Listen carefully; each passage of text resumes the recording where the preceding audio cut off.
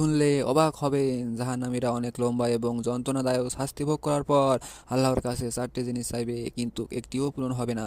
প্রথম আবদার, তারা বলবে, হে আল্লাহ, আমাদের এখান থেকে বের করে দিন, আমরা আর গুনাহও করব না। আল্লাহ পরিষ্কারভাবে বলে দেবেন, চুপ, আমার সাথে কথা বলো না। তখন তারা বুঝতে পারবে যে তারা আর কখনোই এখান থেকে বের হতে পারবে না। দ্বিতীয় আবদার, তারা জাহান্নামের রক্ষক মালিককে বলবে, আমাদের জন্য আল্লাহর কাছে দোয়া করুন যেন তিনি আমাদের মৃত্যু দেন। মালিক সঙ্গে সঙ্গে উত্তর দেবে না, 1000 বছর পর বলবে, তোমরা এখানেই চিরকাল পড়ে থাকো। তৃতীয় আবদার, তারা শাস্তিদাতা ফেরেশতাদের বলবে, অন্তত একদিনের জন্য আমাদের শাস্তি হালকা করে দিন। ফেরেশতা বলবে, তোমাদের কাছে স্পষ্ট পথ নির্দেশ দিয়ে আসেনি?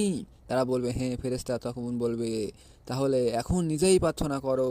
চতুর্থ আবদার, তারা জাহান্নামীদেরকে ডেকে বলবে, হে, তাই একটু পানি দাও, অথবা জান্নাতের কিছু খাবার দাও। বলবে, আল্লাহ এইসব সব কাফেরদের যেন হারাম করেছেন। সর্বশেষ আবদার বলবে, আজ আমি তোমাদেরকে ভুলে যাব যেন তোমরা আমাকে ভুলে গিয়েছিলে।